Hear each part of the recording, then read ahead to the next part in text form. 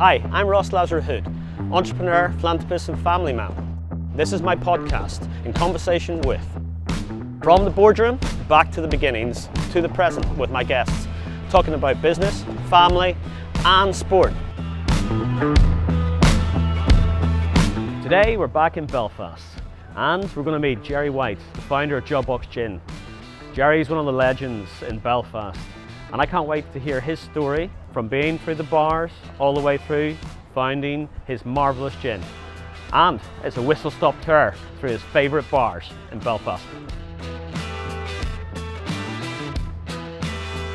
Hi Gerry, welcome to my podcast. Thank you so much. Where have you got me? I brought you here to Kelly Cellars, which is Belfast's oldest pub. Always been a pub. Many other bars in Belfast claim to be Belfast's oldest White's Tavern, which is the oldest tavern but wasn't always a pub. McHugh's wasn't always a pub, but it is the oldest building. But Kelly's here has been a pub from day one since 1720. Absolutely amazing. And an amazing, fantastic pub. And venue for everybody in the community as well. Yes, best Guinness and best Jawbox in Ireland. So we'll go Lead in in and bring you in. Fantastic.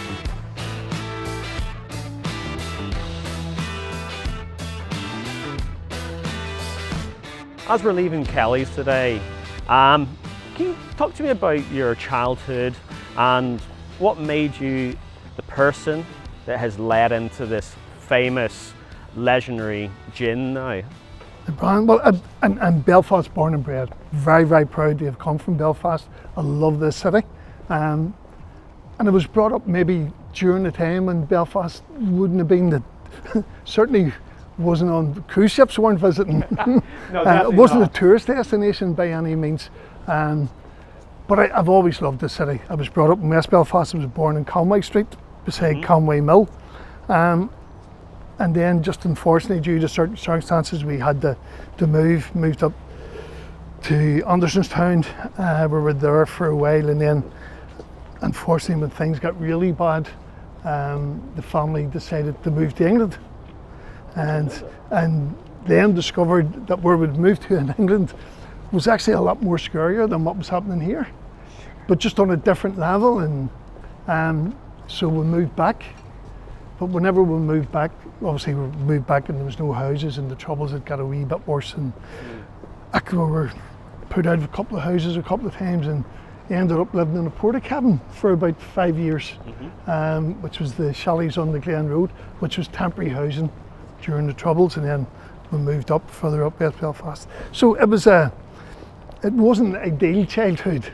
But in saying that, challenges were there. Challenges were there. Like I can remember going to school. I went to CBS in the Glen Road, and you were called the chalet boy, and you know it was a bit strange. But you know, I had good parents. My parents were very, you know, get a job, get security, don't be too ambitious about anything. Yeah.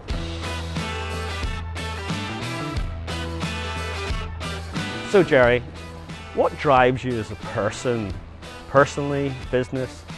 See, I mean, it's funny. I don't know where it comes from. I genuinely don't. It's just always been in me, and I've always had a passion for doing something. Now, I'll be honest with you, the idea of Jawbox, I had many years ago. But every time I'd done research, anybody that was bringing out their own gin or any spirit for that matter, they came from a big money background, a money family, or just had, you know, they'd won the lottery or something, and I never had that amount of money. So I just always put it on the back burner and went, no, that's not achievable. I'd done other wee sort of small business ideas, and I don't know, I think in a way I always thought outside the box a wee bit as well. But when I had the idea of Jawbox, something just clicked with me and I went, this is going to work. I need to surround myself with the right people. Well, this is it. I'll never be able to, I could do it myself on a very small scale, but if I surround myself with the right people, and if I can convince them the to be part of successes will come. It'll grow. Well, you've done 10 years and you've got now a world recognised gin. Talk about your successes and what you've achieved, both in regard personal to business. It'd be great to hear that.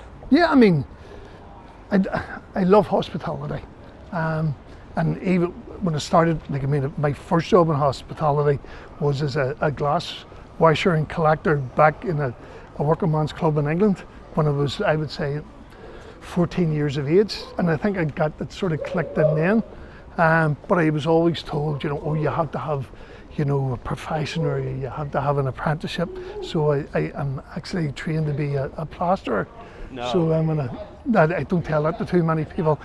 I might be able to help my house. They'll always find a job for you. Some, oh, well, I need a plasterer, can't get one. So, then I went back into the hospitality, done a few other wee jobs in between as well. But I think hospitality always draws you back in, because I love people, and I've been quite successful. The last pub that I was general manager of was the Jawbox Gin, and I mean, we won numerous awards during my time with the Jawbox Gin. We won Tourism Pub of the Year, Best Pub of the Year. I mean, the trophies were building up left, right and centre. We're going to go down here to another very, very, very famous Belfast pub, the Duke of York, maybe the most famous pub in Belfast, owned by Willie Jack, who's also got the Dark Horse and the Heart Bar here as well.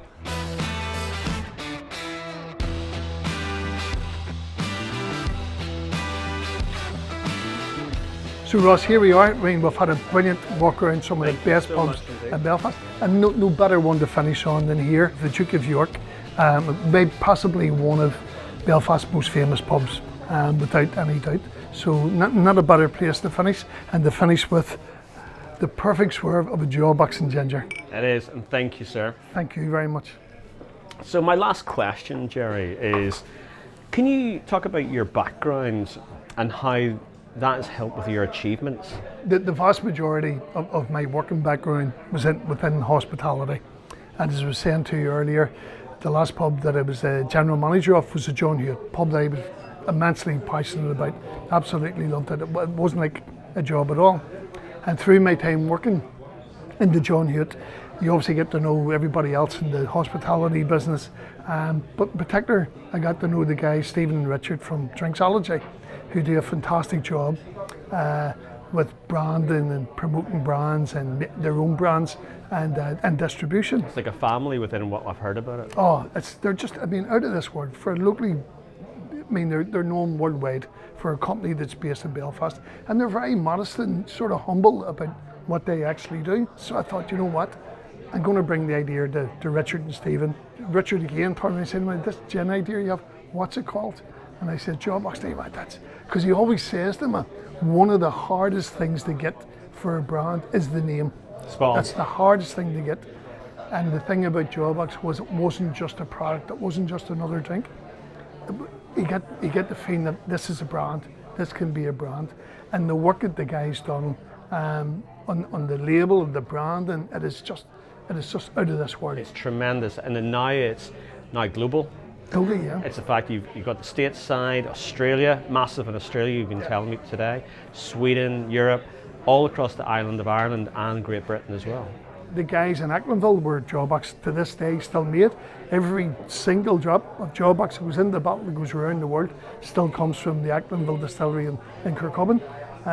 And the guys there have made the most amazing liquid. Well, I can't wait to see the next Jawbox when it's released, and I won't push you too much because no spoilers. Oh no, can't give that. But I'm intrigued what you've got 3 amazing ones, the 4th, 5th, 6th. Yeah. What's the family going to be? So I can't wait to hear, and everybody else can't wait to actually wait and taste it. But what's always guaranteed is the spirit of Jawbox will always be there.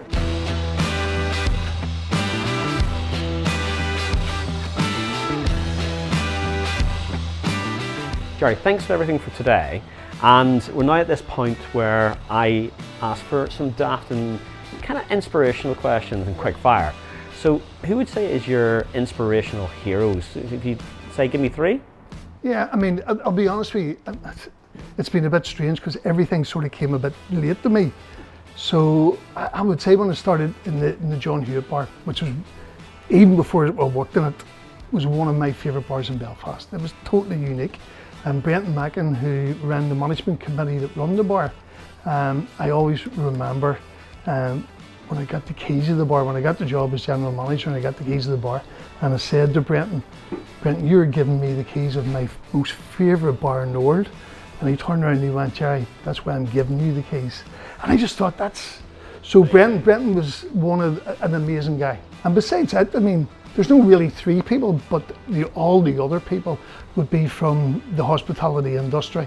The likes of Michael Dean, Niall McKenna, who, when Belfast was going through some of its darkest, most scariest times, these guys were still investing in the city and making Belfast what it is today. The likes of Pedro, who's got the American and the Sunfly. And again, when things were really, really tough. Local legends. Exactly. These guys were, making their venues exciting during COVID when there was no business about. They turned around and went, well, what we'll do is we'll go in and use this quiet time to give the place a wee spruce up. We'll make it exciting for when people come back again. And those people are outstanding to me. Like your good self, it's the heart of our community. Yeah, totally. I love all that they're going through. Yeah. And can you say 3 steps to success? I would say the first would be, and maybe the most important, believe in yourself and be passionate about what you're doing without any doubt whatsoever. Because if you don't believe in yourself, nobody else will. And integrity, I think, would be, you don't, if you're not going to have any integrity about what you're doing, don't even start, because that will always stand by you. And the one thing that I always said to people was, because somebody said to me once, if you're the smartest person in the room, you're in the wrong room. So surround yourself with people who excite you or will question, what you're doing, but constructively, of course. And those things will always see you right. So they will. Perfect. And 3 foods that you couldn't do without, or well, I will be honest with you. Thankfully, I will eat anything. I enjoy. Except for food. Marmite. I won't touch Marmite. It's funny now you're saying about Marmite, because just very, very recently, I was told that strawberries with a wee bit of Marmite on them are unbelievable. I remember the same thing being said about balsamic vinegar and strawberries, and they go amazingly together. So no, I'm very lucky. I love all foods, and I'll try any food. I suppose Asian food I love Italian food and Irish food. But we tend to forget about Irish food. Sometimes it's hard to beat, if you've been away travelling somewhere and you're travelling in all these sort of exotic foods and flavours, to come back and just have a lovely bowl of Irish stew. Oh, Irish stew, champ, sausages and champ, Kilcannon, yeah, totally. Some gravy going round. And in regard to maybe 3 ambitions you still have, I know I'm not wishing your life away, as I always say to anybody, but what would you think maybe 3 ambitions now at this point? Well, I suppose, to be honest, the first ambition would be to see Jawbox growing globally, and to be the brand of Belfast. That I would love to see it. I think we're almost there. Touch wood, certainly, yes. The judges of this, it was an award or a magazine or whatever, I can't remember exactly what it was, but it says that Jawbox Gin will become as iconic as the Belfast sink in which it's named after. And I can see that happening. People here have a bit of a sweeter tooth, so it certainly appeals to people over here, because there is that sweeter tooth and they wanted something. Oh, the pineapple's stunning. Yeah, it is. And it's made with locally sourced pineapples. I didn't know that. Yeah, we source the pineapples from Tesco's in Knocknagonie, and so they're locally sourced. I think that's amazing. That's just something you taught me. I think it's fantastic. And in regard to how do you unwind? Is there like 3 things that help you unwind? I know you're probably like me as well, being a founder and an entrepreneur, is that you live and breathe day in, day out, morning to evening, your product and your business. But do you have 3 ways you try to unwind? No, you're 100% right. You do. You live out your brand, and when you're passionate about something, it doesn't feel like work, because you enjoy every moment of it. But I must admit, during COVID, I started reading. I never read a book in my life, so I started reading, which is nice. Since things have got a wee bit busier again, I don't get as much time, but I try and put a wee bit of time to do a bit of reading. What sort of books, may I ask? Novels. I love biographies. Reading true stories about people's lives and things they get there. Anything of just general interest. I adore cooking. It just seems, whenever you sit down to cook a meal, whether it's just for myself or for a group of friends coming for a meal, I thoroughly enjoy cooking. Really enjoy that. I love walking. I think it just clears your head, gives you time to I'm very lucky. Let your mind wander as well. True, yeah, and I just get a bit of fresh air, a bit of exercise, and walking.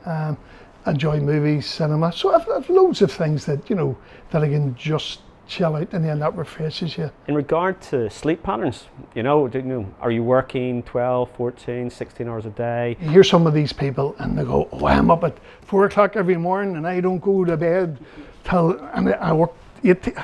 That's a nonsense. It really is. Because there's self-care involved as well.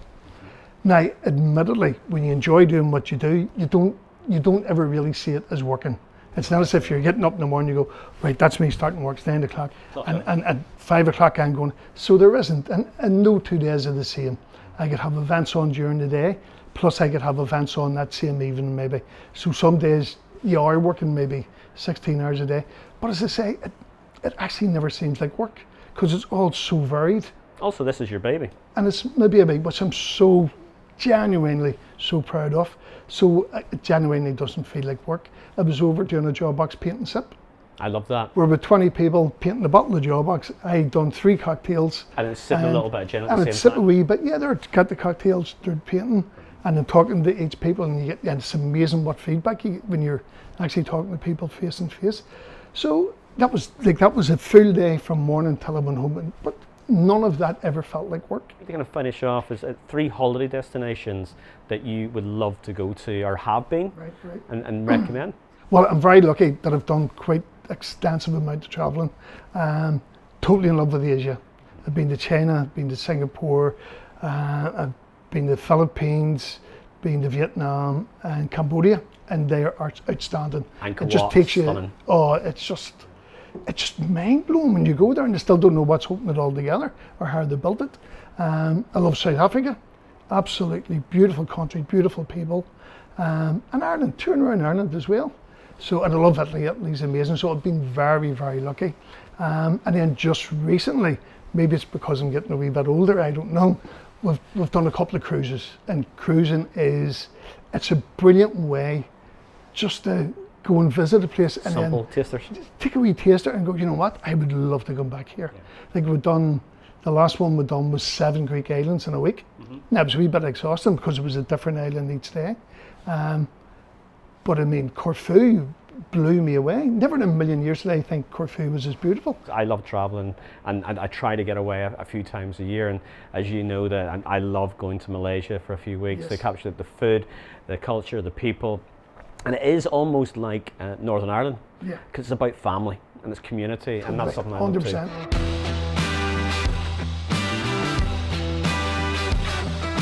Gerry, thanks for today, for joining me on Pleasure. in Conversation with RLH.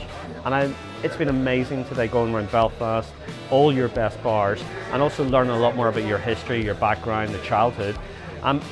Get in, give me a big No, hand, listen, say goodbye. brilliant.